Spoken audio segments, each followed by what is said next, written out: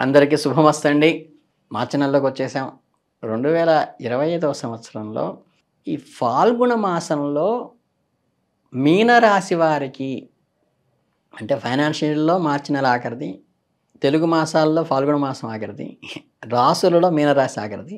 వీరికి ఎలా ఉంటుంది అనేదంటే పూర్వార్ధంలో గతంలో వలె కంటే ఉత్తరార్ధంలో మంచి ప్రయోజనాలు అంటే second half of the month బాగా ప్రయోజనకరంగా ఉంటుంది. సందర్భానుసారంగా నిర్ణయాలను మార్పు చేయవలసి ఉంటుంది. అంటే మీరైతే ప్లానింగ్ చేసుకున్నారో దాన్ని కరెక్ట్‌గా పరిస్థితికి అనుగుణంగా దాన్ని డైవర్ట్ చేయాలి. మాసాంతంలో ప్రయాణాలు చేయవలసిన ఏర్పడుతుంది. ఇతరులతో వాదోపవాదాలకి దూరంగా ఉండాలి. వస్తువులు, ఆర్థిక, ఆరోగ్య జాగ్రత్తలు తప్పనిసరిగా పాటించండి. అనవసర విషయాలకు దూరంగా ఉంటేనే మంచిది. ఉద్యోగంలో ఈ నెల మీకు మిశ్రమ ఫలితాలిస్తాయి. నెల ప్రారంభంలో కొంచెం బిజీ లైఫ్‌తో షెడ్యూల్ స్టార్ట్ అయినట్టుగా ఉంటుంది కానీ, పని భారం పెరిగినప్పటికీ కూడా మీ అనుభవం ఏదైతే ఉందో, మీ కృషి ఎఫర్ట్ ఏదైతే ఉందో, మీరు అన్ని పనులను స్ట్రగుల్ నుంచి బయటకొచ్చి చాలా సునాయాసంగా మీరు బయటికి రాగలిగే అవకాశం మీకు ఈ ఫాల్గుణ మాసంలో ఉంది. నిరుద్యోగులకు ఉద్యోగం కోసం చేస్తున్నట్లయితే కొంతకాలం వేచి ఉండవలసిన అవసరం. అంటే ఏంటంటే న్యూ ప్రొఫెషనల్స్‌కి కొంచెం తక్కువ అవకాశాలు ఉందని చెప్పడానికి అవకాశం ఉంది. ఈ మీనరాశి వారికి ఈ మార్చి 25 నెలలో చిన్న చిన్న ఒడిదుడుకులు, ఈ అప్ అండ్ డౌన్స్ అనేది బిలో అంటే ఏంటంటే మనకి ఇబ్బందికరమైన విషయాల వరకు ఇబ్బందిగా ఉంటుంది. నెల ప్రారంభంలోనే ఈ మీడియాతో లేదా పరిచయాల ద్వారా మీ పనులు సులభతరం చేస్తుంది. మహిళలు తమ వ్యక్తిగత విషయాలపై దృష్టి పెడతారు. వ్యక్తిగత, కుటుంబ జీవితంలో సమతుల్యతను కాపాడుకోండి. ఇంట గెలిచి రచ్చ గెలవడానికి ప్రయత్నం చేయండి. అంతేకాకుండా మీరు బంధువుల ఇంటికి వెళ్ళటానికి ఆహ్వానం కూడా లభించవచ్చు. ఇది మీ కుటుంబ సంబంధాలను బలోపేతం చేయటానికి ఈ జర్నీ ఏదైతే ఉందో ఈ విజిటింగ్ ఉపయోగపడుతుంది. అలాగే ఈ ఫాల్గుణ మాసంలో కొన్ని ఊహించని ఖర్చులు కూడా ఎదురవుతాయి. అవేంటంటే మీ ఆర్థిక వనరులను అంటే మీకు ఫైనాన్షియల్ అసెట్స్ ఏదైతే ఉంటారో వాటిని నిర్వహణ మెయింటైన్ చేయటంలో కొంచెం ప్రణాళికాబద్ధంగా బడ్జెట్‌ని ప్రకారం వెళ్ళాల్సిన అవసరం అంటే బడ్జెట్ పద్మనాభంలాగా వ్యవహరించవలసిన అవసరం ఈ మాసం సూచిస్తుంది.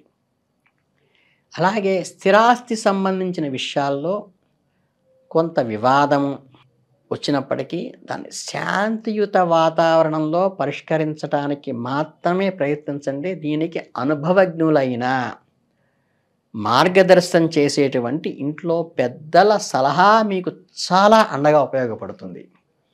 అలాగే యువకులు తమ కెరీర్‌పై మరింత అప్రమత్తంగా ఉండండి. చురుకుగా ఉండండి. పోటీ పరీక్షలకు సిద్ధమవుతున్న విద్యార్థులు తమ దృష్టిని కేవలం స్టడీ మీదే పెట్టి ముందుకు వెళ్ళండి.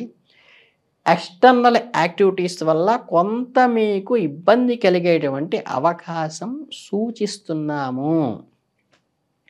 అలాగే తమ ఏదైతే సన్నాహం అంటారు కదా, దానికి ఏదైతే మీరు ఏర్పరచుకుంటారో అది పకడ్బందీగా ఉండండి.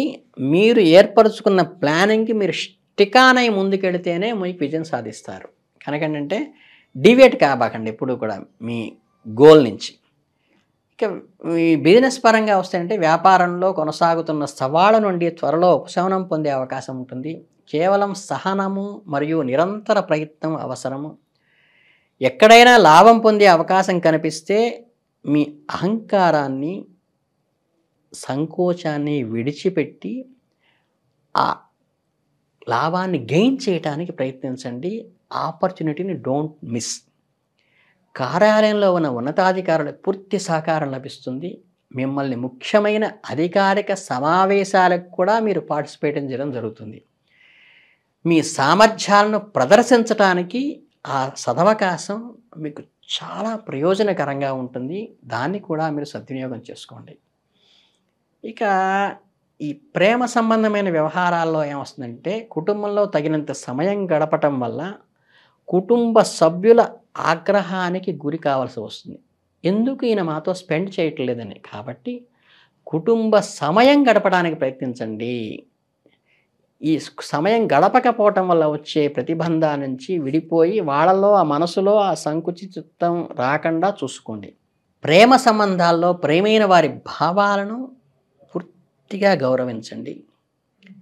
వారి మానసికంగా మీకు దూరం కాకుండా జాగ్రత్తగా వ్యవహరించండి. వారి భావాలను అర్థం చేసుకోవటము, వారి అభిప్రాయాలకి గౌరవం ఇవ్వటము, వారి మీద మీకున్నటువంటి సంబంధ మాధుర్యాన్ని, గాఢతను పెంచటానికి మాత్రమే ప్రయత్నం చేయండి.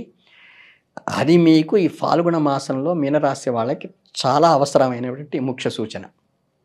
ఇక శారీరక అనారోగ్యం పరిస్థితికి వస్తే ఏంటంటే, చిన్న చిన్న ఆరోగ్య సమస్యలు కొనసాగుతాయి. ఎప్పుడూ కూడా ఈ ఆయుర్వేదపరమైన చిట్కాలను, ఈ న్యాచురల్ క్యూర్కి సంబంధించిన భావాలనే పెట్టుకోండి, కానీ అనవసరమైన మెడికేషన్ని తగ్గించుకోవడం మంచిది. ఈ వాతావరణంలో మార్పుల వల్ల ఏ విధమైన వ్యాధి అయినా సంక్రమించడానికి అవకాశం ఉన్నప్పటికీ కూడా అన్నెసరీ మెడిసిన్ని అవాయిడ్ చేసి మీరు ఆహారంలో వ్యాధి నిరోధకతని పెంచుకునేటువంటి పదార్థాలు తీసుకోవటం వల్ల, మీ జీవన శైలిని మార్చుకోవటం వల్ల, ఈ చిన్న చిన్న ఆయుర్వేదిక చిట్కాలను పాటించటం వల్ల మీరు అద్భుతంగా దేహ దారుఢ్యాన్ని, ఆరోగ్యాన్ని కాపాడుకోగలుగుతారు. కనుక ఈ సూచనలు తప్పనిసరిగా పాటించి ఆహార నియమాలను పాటించడం మంచిది. ఇకపోతే ఈ కుటుంబం వ్యవహారంలో వచ్చేసి ఏంటంటే, వారితో మీరు ఎక్కువ సమయాన్ని కేటాయించకపోతున్నారు అనేటువంటి స్ఫురణ వాళ్ళకి రాకముందే మీరు వారితో గడిపే సమయాన్ని సద్వినియోగం పరుచుకొని మీ గౌరవాన్ని, మీ యొక్క ప్రతిపత్తిని వాళ్ళ మనసులోంచి తొలగిపోకుండా జాగ్రత్త పడండి. పిల్లల విషయంలో ముఖ్యంగా సంయమనంతో వ్యవహరించి వారి భావుకతని, భావజాలాన్ని స్పృశించి వెలుగు తీసి సహకరించండి. అలాగే వ్యాపారంలో ఎవరైతే మీ సీనియర్స్ ఉంటారో వాళ్ళ సహకారం తీసుకోండి. మీకు నిరంతర పోరాటంలో అది పూర్తిగా దానికి లాభపరంగా అంటే ఏంటంటే మీకు బెనిఫిషరీగా ఆ ఎక్స్పీరియన్స్ అనేది ఉపయోగపడుతుంది. ఓవరాల్గా చూసుకుంటే మీనరాశి వాళ్ళకి ఫల్గుణ మాసంలో అన్ని అచీవ్మెంట్సే ఉన్నాయి, అభివృద్ధులే ఉన్నాయి. శారీరక పరిపుష్టి పెంచుకోండి. మీ కుటుంబ సభ్యులతో, మీ పిల్లలతో వారి భావానికి, వారి భావజాలానికి, లోపల ఉన్నటువంటి అభిప్రాయాలకి గౌరవాన్నిస్తూ నేనున్నాను నీకు అనేటువంటి ధైర్యాన్ని, మోరల్ సపోర్ట్ని ఒక్కటి మీరు ఇచ్చుకుంటే చాలు. అలాగే సభలలో కానీ, చక్కగా ప్రజాభిప్రాయంలో కానీ, ఆఫీసులో కానీ మంచి గ్రోత్ ఉంటుంది. ఈ ఆర్థిక వనరులను ఉపయోగించేటప్పుడు కూడా కొంచెం జాగ్రత్తగా ఉండి బ్యాలెన్స్డ్గా దాన్ని ప్రాపర్గా ఉపయోగించుకొని అనవసర ఖర్చులు తగ్గించుకుంటే ఇంకా ఏ రకమైన ఇబ్బంది లేకుండా మీరు ఈ ఫాల్గుణ మాసంలో చక్కగా ఈ మార్చి నెలలో మీనరాశి వాళ్ళు అద్భుతమైన ఫలితాలు ఇస్తాయని చెప్పవచ్చు.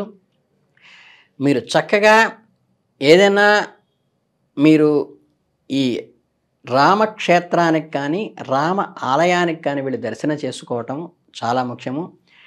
పుణ్యతీర్థ జలం ఏదన్నా ఉంటే వెళ్ళి ఒకసారి స్నానం చేసి రండి.